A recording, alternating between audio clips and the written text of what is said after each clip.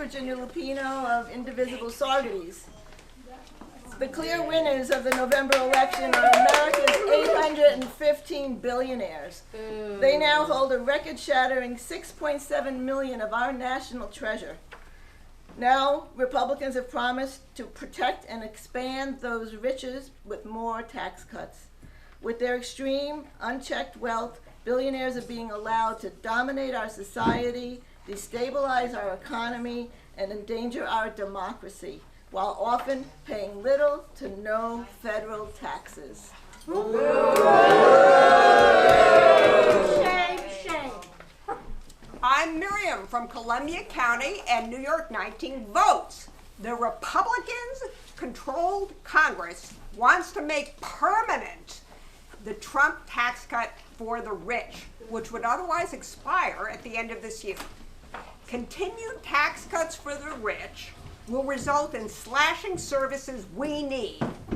Republicans are considering what to target, including from childcare to healthcare and much more, to fund these tax cuts for the wealthy.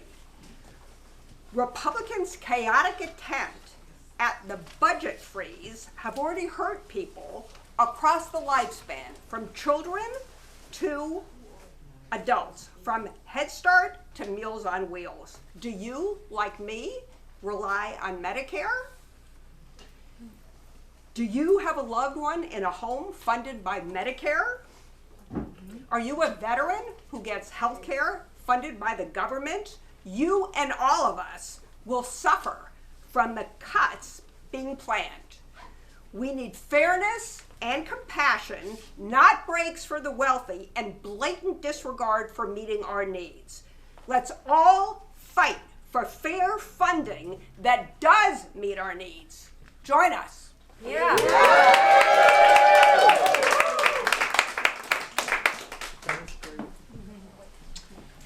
Hi, I'm Ken Terry from Left Field in Massachusetts. And as Miriam noted, Trump and the Republicans in Congress want to extend the 2017 tax cuts for the wealthy. And that would mean about $5 trillion being added to the national debt over the next 10 years. Now, Trump knows that there are some conservatives in the House that would not vote for any bill that would increase the national debt. So he has unleashed Elon Musk to reduce federal spending. That's why we're looking at USAID being shut down. It's why 2 million federal employees are being offered buyouts if they quit. It's also why Congress is looking at cutting Medicaid, SNAP, and other social programs. Meanwhile, Trump's tariffs are targeted at filling the Treasury at the expense of the American people. We're the ones who will have to pay higher prices for imports in order to finance tax cuts for billionaires. So Democrats must act to try to prevent the super rich from getting more tax breaks on the backs of hardworking Americans. We should urge our Democrats in Congress to fight to build an economy that benefits all Americans by ensuring that the wealthy and corporations pay their fair share of taxes.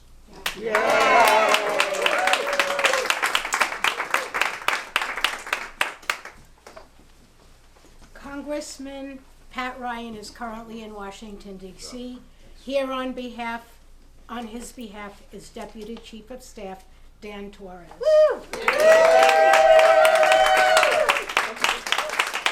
Hi, everybody. So weird having my back to you all, but that's okay. I am not Pat Ryan, but he's busy in D.C., and I'm really happy that he is in D.C. fighting for us and representing us, and especially at a moment like this. And, just recently, Congressman Ryan became a co-sponsor of the Taxpayer Data Protection Act. I think you can get a little bit of what that is, but that's also about stopping Elon Musk. He has been standing up to the Trump administration who's looking to make cuts at Castle Point to impact not only our local veterans, but veterans all across the country. And of course, shame, indeed. And of course, he's continuing to stand up for reproductive justice, which is a fight that is happening in our backyard, literally in our backyard, right here in Ulster County as well. And all of this has been happening in, it's been 3 weeks, right? It's pretty wild to think about that. But for a second, I actually want to take you back 3 weeks ago. I'm channeling my inner Pat Ryan here as much as I can. 3 weeks ago was a cold day. It was so cold that Trump moved his swearing in indoors. And I actually think this is a really important thing because people all across the country, his supporters, including right here in the Hudson Valley, spent thousands of dollars to go to DC. They bought hotel rooms, they had plane tickets, meals, all the rest, and Donald Trump left them outside. In the cold. Just like all of us. But who did he bring inside? All the rich guys. Elon Musk and a bunch of billionaires, The oligarchs. and he sat them in front of his own cabinet members. And I think there's nothing more symbolic than that, than President Trump taking his oath of office in a room just like that, with his own supporters sitting outside in the cold. So Congressman Ryan is not able to be here today because there's a lot of things going on in DC, but he did want me to come here to thank you all for being here, thank you all for using your voice and speaking loudly, and to reassure you all that he's going to continue to fight for you all in DC. Thank you guys so much. Congressman Josh Riley is at work in Washington and sent us this statement. For too long in this country, the deck has been stacked against working people, and it's been stacked in favor of the wealthy, the powerful, and the big corporations. Make no mistake, that's what Elon Musk and Doge are all about.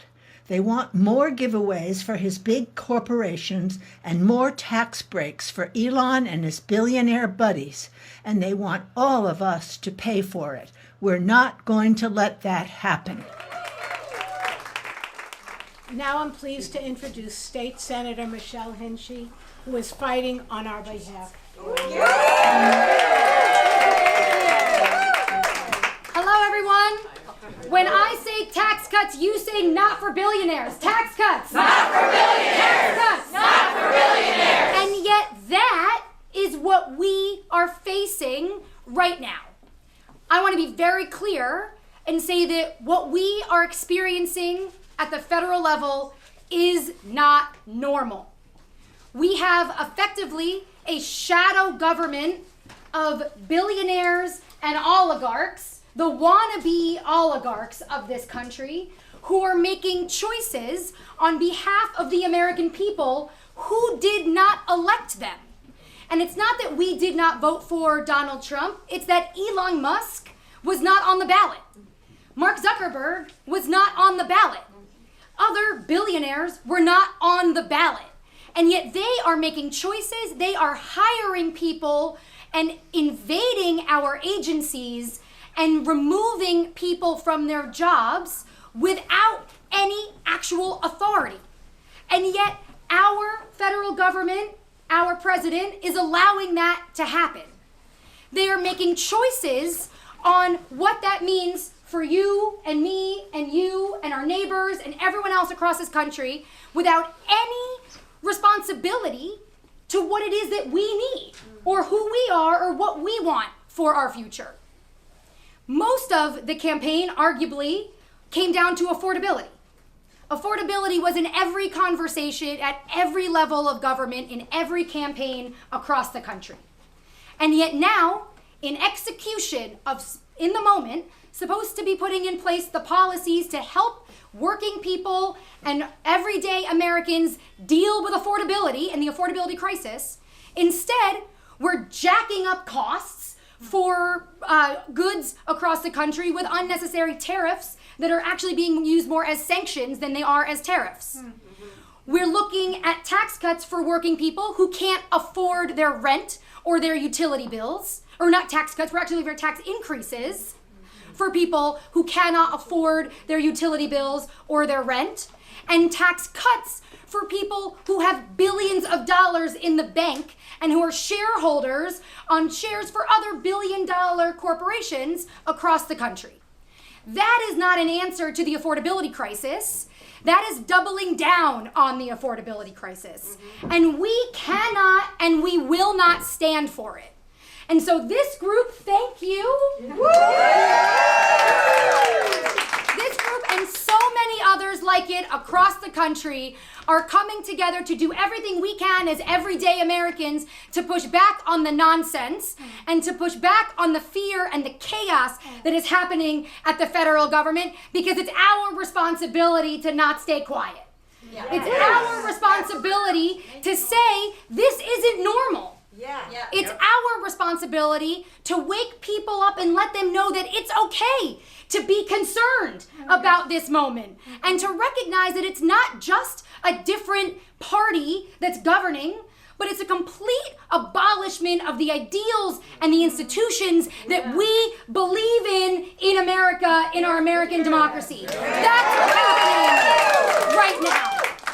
And so we will keep fighting. We've got great partners at the federal level. We will keep fighting at the state level to make sure that New York State continues to stand up for the values that we believe in as New Yorkers. And thank you all for using your voices in this moment to fight for what we know is right. Thank you.